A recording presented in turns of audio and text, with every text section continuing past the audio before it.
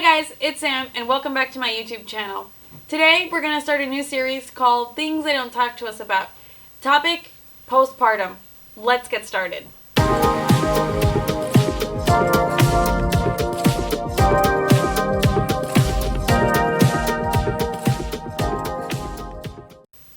So first I'm going to start off by telling you guys what I knew going into having a baby versus what they should have told me. And what I knew when I went into having a baby about postpartum was that I was going to bleed a lot and that I was going to be tired, because they always tell you, oh, you're going to bleed, like all of the periods that you've missed are all coming at you at once, and your baby's not going to sleep, so you're not going to sleep.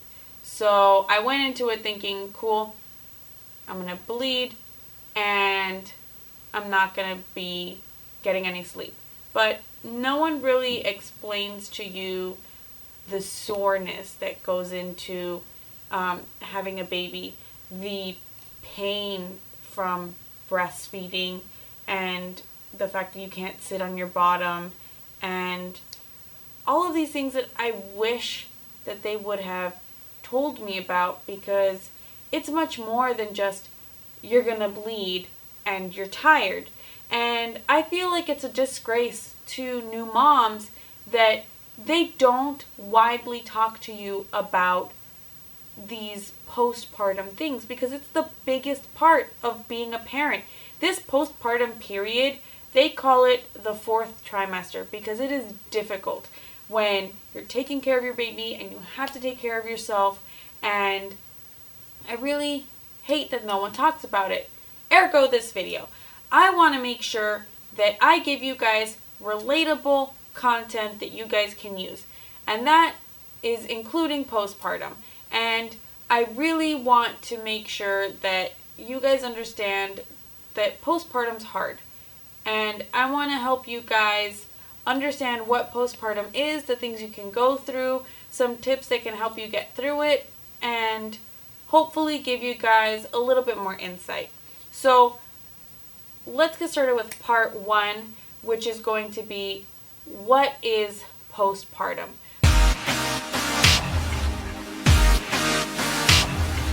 So postpartum has two different factors, the physical and the mental.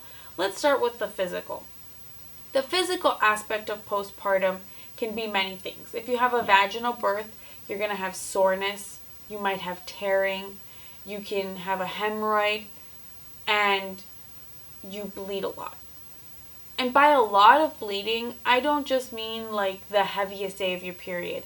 I mean like you sit on the toilet and every liquid from your body comes out at one time. It's a lot. When you go into the hospital, they give you these huge pads. I'll try to find a picture and put it up here. These huge diaper-like pads with these mesh underwear that hold you up. And I remember going into the hospital and they said, oh, you're going to need some granny panties. So I got the biggest underwear I had, and I was like, I don't care if these get a little dirty. These are the ones I usually use for my period anyways. Boy, was I wrong. So they give you these huge pads as mesh underwear, and it's really like every time you use the restroom you have to change one of those because it is full. It's not like a period where you can change your pad every few hours or so and it's not really that full or whatever. It's a lot.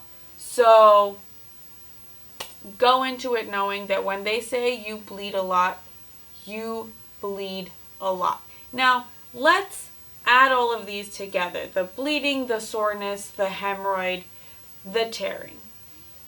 All of those things accumulated together, very painful, very uncomfortable. You can't sit on your bottom. You are kind of living life sitting like this because you don't want to sit on your bottom. You want to give your stitches time to breathe because you get stitches. And then eventually you start sitting more like this because sitting on just one cheek hurts, and then you're rotating from cheek to cheek, and then eventually you get the courage to kind of sit on your cheek a little bit, and you're like, oh, that's okay. And then maybe eventually, like on the second week of healing, you start sitting on your bottom and you're like, oh, I'm okay. It takes a while. It's tough. You can't sit on your butt for like a week. So there's a lot of physicalness that goes into it. I mean, you just had a baby. You're not going to leave the hospital and start running a marathon immediately. It's a lot. Your vaginal area is very sore. Now, if you had a C-section, that's a little different. You're still going to be bleeding a lot. The bleeding comes from the fact that you just released the placenta from your body. There's a big wound inside. So you're still going to bleed when you have a C-section, but you're not going to have vaginal soreness because you didn't expel the baby from your body. You had a C-section, so you have a scar. So it's more like a surgical recovery that you're doing, where you have to make sure that your surgical area is kept dry and clean. You can't do a lot of physical activity because of the fact that you have those stitches and you have a wound on your stomach area. That makes breastfeeding a little difficult because you have to hold baby here, and there's a scar there that you don't want anybody to touch, and it's sore, and you have to walk after you have a C-section so that you can try to heal yourself a little better. And it's a bit different than vaginal, but it's surgery. So imagine recovering from surgery and then having to take care of a baby on top of that. So it's not a walk in the ballpark when it comes to postpartum physically. Now let's talk about postpartum mentally.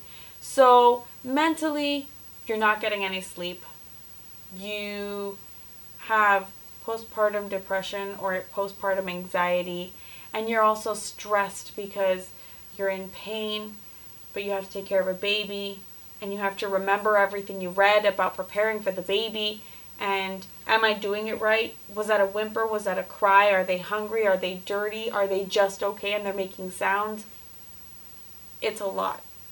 Now, mentally, you have to take care of yourself when you're postpartum. And there's going to be a lot that goes through your head mentally. You're going to have a rush of hormones that are both going to make you very happy, but also very sad and very scared.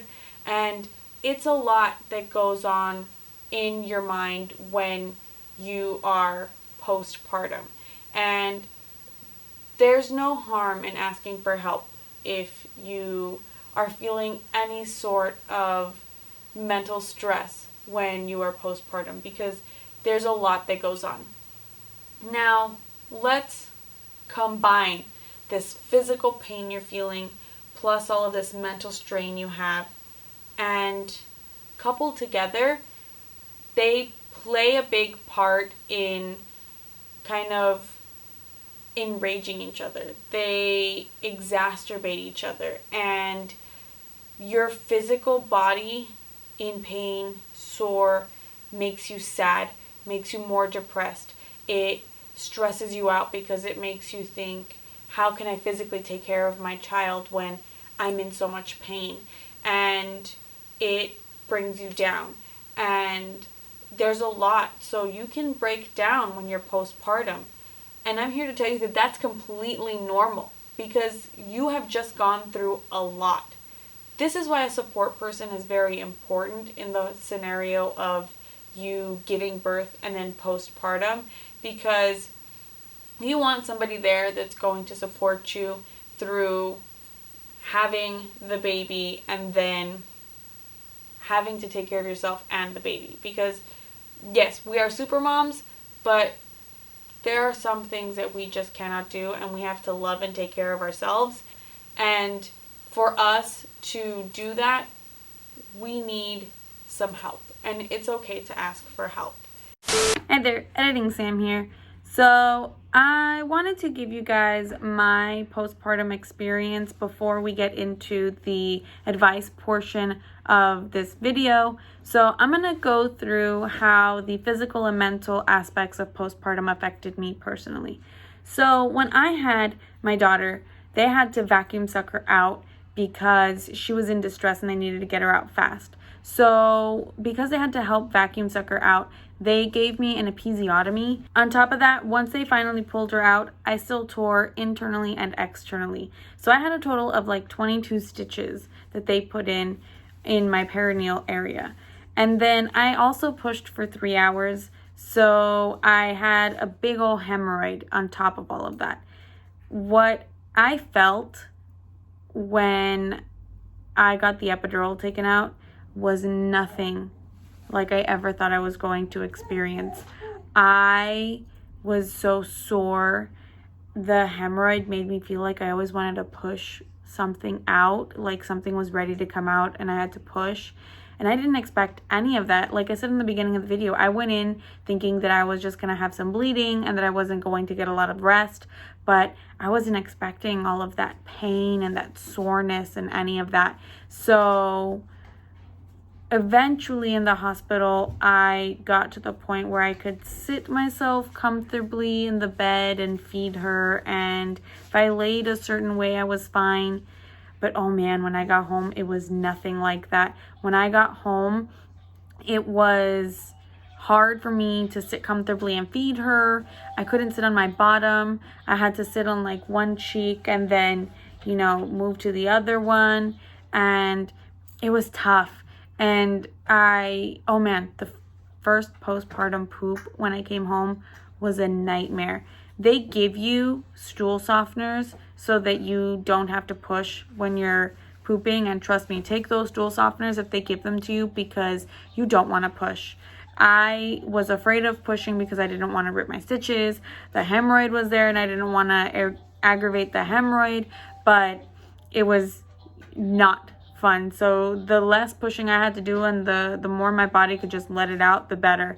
And so that was not fun, and the whole experience was just very painful and irritating. And I was using a lot of Dermaplast spray because of my stitches. They were stinging and they bothered and they were itchy, so I had to use a lot of Dermaplast spray because of that. And then I even got to a point where I almost went to the ER. I called the advice nurse. I told them what I was feeling, and they said, unfortunately, we can't really tell you what's going on. We have to have you go to the ER and get somebody to check it out, because if you're feeling like that, we don't know what it could be. And I went to the restroom and I prepared myself to leave, and I noticed that my Dermaplast spray was running out. And then I went and I grabbed another bottle that I had. I sprayed myself and immediately I felt relief. And I was like, oh, maybe I should have tried this new bottle sooner.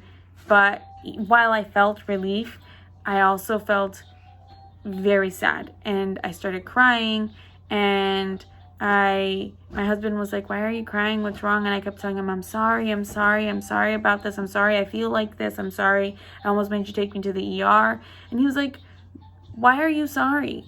You just had a baby. You need time to heal. And this whole time I kept feeling mentally very down because I was in so much physical pain that I felt like I couldn't take care of my baby properly because I had to take care of myself, but I couldn't take care of myself properly because I'd never been through anything like this and I didn't know what was going on. And I was so scared and sad, and my husband was like, you just need time to heal. Give yourself that time. Don't try to rush into it. You're not going to feel great. That hemorrhoid isn't helping, plus the stitches. It's not going to feel good for a while, but you don't have to be sorry about it. And that's when I realized that he was right. I didn't have to be sorry about it, but that didn't stop me from feeling that way. And so kind of going through all of that and having him say, you don't have to feel sorry, then made me think that I just needed to give myself time. I needed to heal. I needed to give myself time. I needed to relax. I needed to do whatever I could as best as I could to take care of myself so that I can take care of the baby. And that's what I did. I wasn't able to properly sit until about the beginning of the second week. At the beginning of the second week, I could sit for periods of time on my bottom, and it still felt a little awkward down there, but it was a lot better, and it was more like a sensation of there being something there rather than pain and itching. By the end of the second week, I could sit on my bottom. I could walk fine.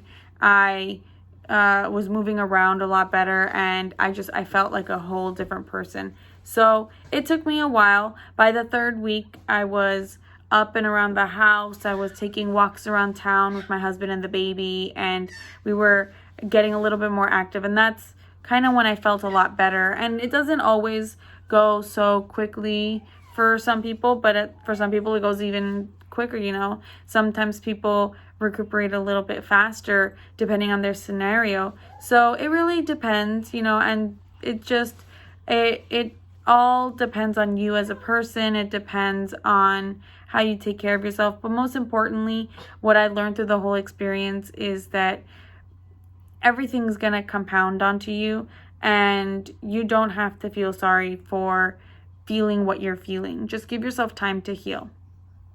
And that's my postpartum story. I really wish that somebody would have talked to me about postpartum before. So that's, you know, why I'm here making this video, because I really would love to teach you guys about postpartum and what to expect a little bit.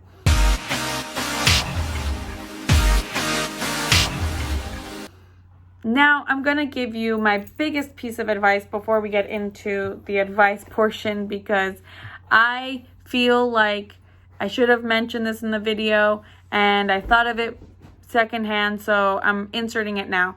I think that everybody should prepare themselves a postpartum kit before they go into labor. Now, they give you a lot of stuff at the hospital, granted. And I went into it knowing that they were going to give me stuff in the hospital, so I prepared a little bit of a postpartum kit for myself, but I needed a lot more, and now I'm telling you, here are my recommendations for what you should put into your postpartum kit, so that way you can go in prepared to the whole situation. So, a peri bottle from Freedom Mom or a travel bidet. Now, they're going to give you a peri bottle at the hospital, but the peri bottle that they give you at the hospital is just like a squeezy bottle. You kind of don't, you can use the peri bottle that they give you at the hospital. The good thing about the Freedom Mom peri bottle or the travel bidet is the spout that it has. So it's a bottle with a long spout that points up, and it's more of a directed spray, and it's a lot easier for you to control the spray, get to where you need to, and not have to contort yourself all the way down and like spritz down there. The next thing I would suggest is tuck pads. Now, they're going to give you a lot of tuck pads at the hospital, but you need to put 2 to 3 tuck pads into your pad when you're every time you change it. So you're gonna need some more. I believe I went through the one that they gave me at the hospital, and then I bought 2 more. And so it's nice for you to have tuck pads. They also have wipes instead of the pads, which are a little bigger, more space. So if you want to do something like that instead of the pads, that's fine too.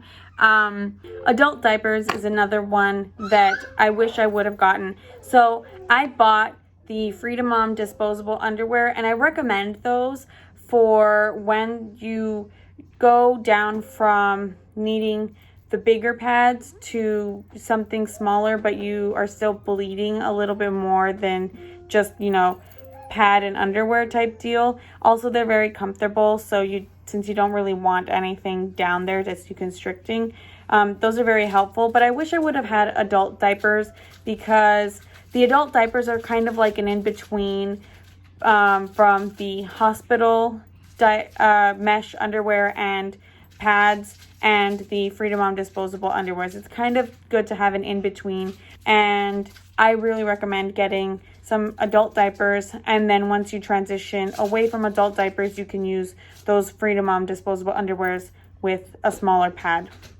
Padsicles are another thing that I recommend. The way you make a padsicles, you take a maxi pad, you put some witch hazel and some aloe vera gel. Please make sure it's aloe vera gel and not aloe vera the plant. You want the gel because it's cooling. So witch hazel and aloe vera gel on the pad. Put them in the freezer. Have some ready for when you come home. This plays a lot of different roles.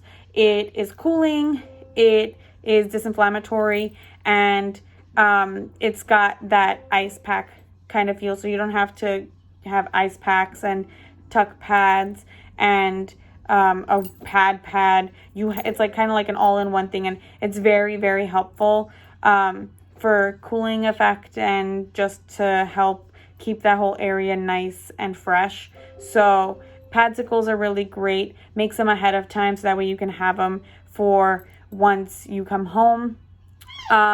You also need some extra Dermaplast spray or the Freedom Mom foam.